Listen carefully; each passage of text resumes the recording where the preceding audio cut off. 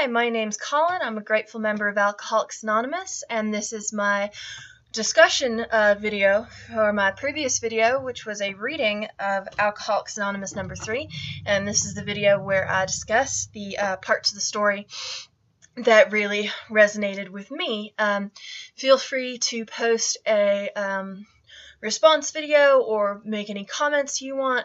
I do allow a little bit of crosstalk, but anything negative will be deleted immediately. And also remember, this is kind of like a meeting, so try and protect your own anonymity through, I don't know, a clever handle or an avatar or something like that.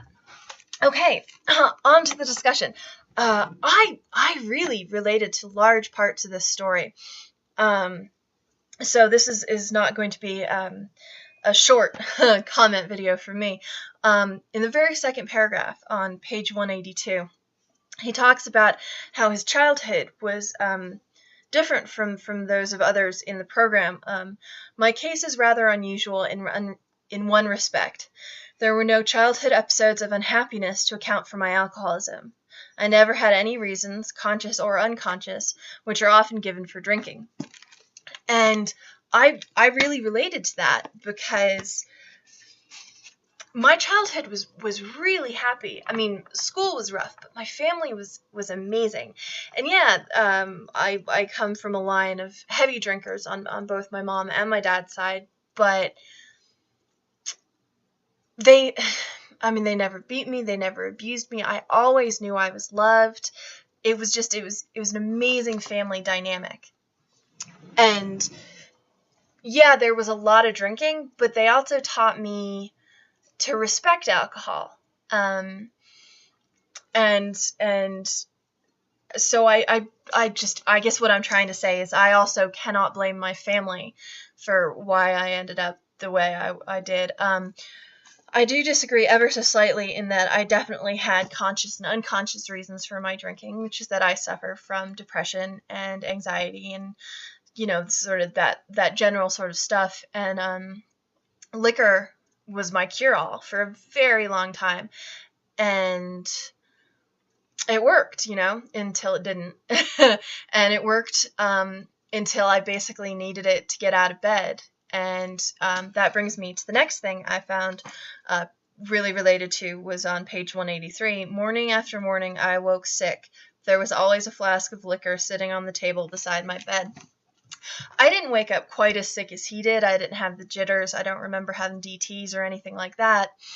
But I woke up with a horrible headache and incredible nausea and just incredibly tired because I wouldn't fall asleep the night before. I would just take little nips off of my bedtime bottle of sipping whiskey until I finally passed out. And passed out is not the same as good sleep, so I never got good sleep. And part of that's because you don't get good sleep when you're depressed, and part of it's because you don't get good sleep when you're drunk. So, you know, it was twofold. So I was always groggy, I never had enough sleep, I was always cranky, and like I said, I had this little, like, tweaky little headache right here that would just throb, and I couldn't brush my teeth because I was so nauseous that if I brushed my teeth, I'd hit my gag reflex. So I'd start the day with, you know, some Excedrin and Advil and a Benadryl and follow it down with a glug off the whiskey bottle and maybe, you know, whatever beer I had left over from the night before when I finally fell asleep. And that was breakfast, you know, and then I'd have like a menthol cigarette for that minty fresh breathness because I couldn't brush my teeth. And then, you know, that was the start of my day. If I had to do anything that day, like if I had to go to work or go to school, that was how I started my day. So I definitely related to that. The next item I particularly related to was on page 188, where he discusses the aspect of one day at a time.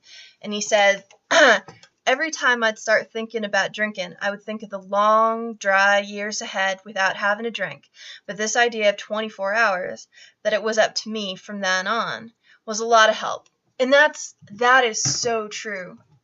I was just at a meeting earlier today where someone got a chip for 1 month and another person got a chip for 40 years. And both of them, are just, they're doing it one day at a time. It's one day at a time. And that is so incredibly important to me because I've got rampant commitment issues. I mean, rampant commitment issues. I've had, some ex-girlfriends, as they were breaking up with me, tell me the only thing I will successfully commit to are my tattoos. So the idea of committing to not drinking for the entire rest of my life is fucking scary, like really, really scary. But the idea of not drinking today and then waking up tomorrow and making that decision again, not drinking today. I cannot drink today. And I cannot drink today for an indefinite number of days. And that I can do. And that I can really get behind. And so that, I really dig that about the program. Another section I really related to was on helping others on page 185. And it's when the narrator is first told that Dr. Bob and Bill W. are coming to talk with him, and how this was going to help them stay sober. All the other people who had talked to me wanted to help me, and my pride prevented me from listening to them and caused only resentment on my part. But I felt as if I would be a real stinker if I did not listen to a couple of fellows for a short time, if that would cure them. And that is another aspect of the way this program works that is just so important to me, because again, I have a really hard time asking other people for help. You need help, I will be there for you. I will be there for you until you basically have to burn the bridge to the ground for me to not help you. And even then, I'm going to be contemplating like how to get a raft. But as far as my asking other people for help, that is so hard for me. So very hard. For years, my role models were like Clint Eastwood, Charles Bronson, Harrison Ford, Han Solo. Basically, repress, deny, drink, get the job done. Repress, deny, drink, get the job done. That is how I wanted to go through life. And it didn't work for me. And I'm having to learn that repression doesn't work. I have to feel the emotions. I have to accept the emotions. But that there are alternatives to repression and to drinking, and one of those alternatives is to ask for help. But it is so hard for me, and especially in the beginning, it was so helpful for me to think that I was helping others. By asking for help, I was helping others, and that is amazing. And it's true. It's so incredibly true. On to my next point. This is more about other alcoholics and how this program really works, because we are alcoholics relating to each other. And then my first one is also on page 185. We began to relate some incidents of our drinking, and pretty soon I realized that both of them knew what they were talking about. So I help them, they help me, we help each other stay sober. And we know what we're struggling against. We know what the battle is about because we've both been through the wars. And it creates a bond and a fellowship that you're not going to find just anywhere else. So having it be like that is just, it's amazing. And I love that it's mentioned in this story. The next example I have is on page 189, and I've dubbed it Showing by Example. And this is from the excerpt where Bill W. has taken over the narrative, and he's talking about what went through the narrator's mind. The thought flashed through his mind: if they can do it, I can do it. If they can do it, I can do it. And that's the thing. That's right. We don't promote. We lead by example. I can't remember the exact phrasing in the traditions, but the point is, by walking tall and being proud, and just being who I am and living the steps, I am an example of how great this program is, and I am an example of how this program works so incredibly well. And so, I'm not going to go out and preach to other people or yell at other people or try to get other people into the program. What I do is I just stand tall and be me. And if other people want what I have, then, follow me into the program. And it actually, it worked. I had not really a friend of a friend, who I hadn't seen in about a decade, who remembered me from college when I was just I was mean. I mean, my sense of humor was mean. I was a pretty snarky person, and I was honest, and I was loyal, and I had the good qualities, but a lot of what people saw were all my defense mechanisms, my pompousness, my bitchiness. And so I hadn't seen him for about a decade, and we ended up living in the same town together. And he'd had some time in sobriety and had fallen off the wagon. And he met me, and we spent some time together. And he saw just how much I had changed and how much I had grown and how I was just like a much more open and honest and nice person. Because although it's still bizarre for me to say, I think I'm a nice person these days. And he realized that the program was largely responsible for that. And so he decided to come back into the program, and he's been sober since. And part of that was just my being me and my living the program, and it helped him. And that's what we do. If they can do it, I can do it. If they can do it, I can do it. If I can do it, you can do it. And that's amazing. And then the next section I have marked off is the joys of fellowship. And I've got an excerpt from 191 and 192. And on 191, I soon found folks whose friendship I had once had, and I found after I had been sober for quite some little time that these people began to act like they had in previous years. Before I had gotten so bad so that I didn't pay too awful much attention to financial gains. I apologize. This is not the excerpt about joys of fellowship. I made a little gaffe on my notes. This is about redemption, the redemption that you get in this program. And I'm still working on it. My mom still knows that I am an incredibly good liar. And even though I try incredibly hard to tell the truth, and even when I do lie, I almost always correct myself during the conversation, if not, a little while later.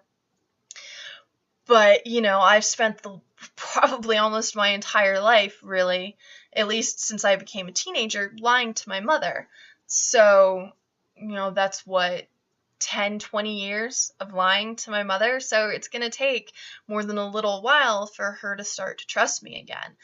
But if I keep following the path, if I keep being honest, I will get that trust back.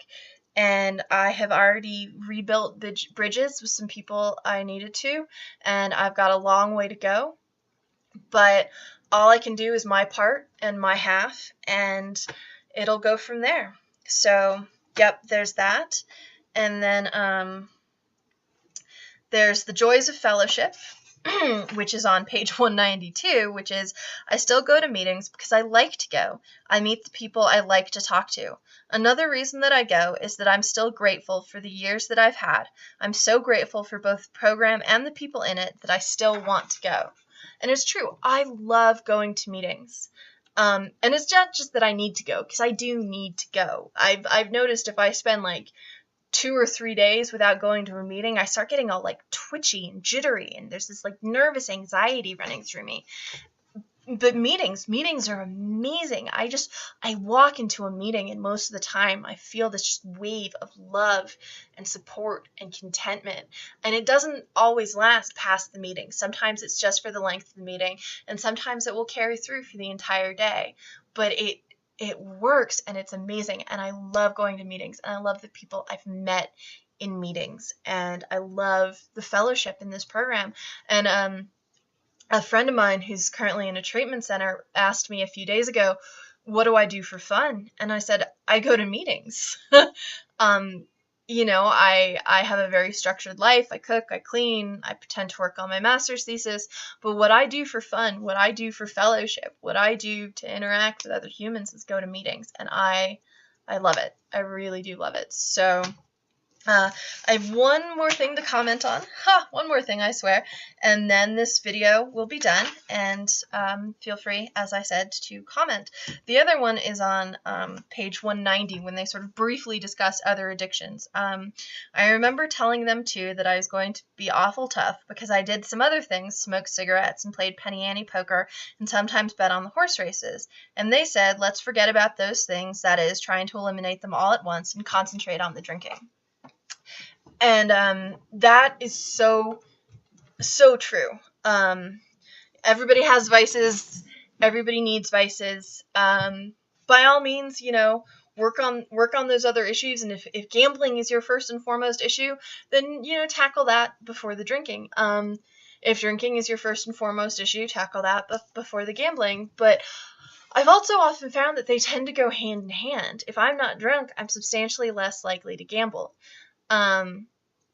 Smoking is an entirely different issue, and there was no way I was going to quit drinking and quit smoking at the same time.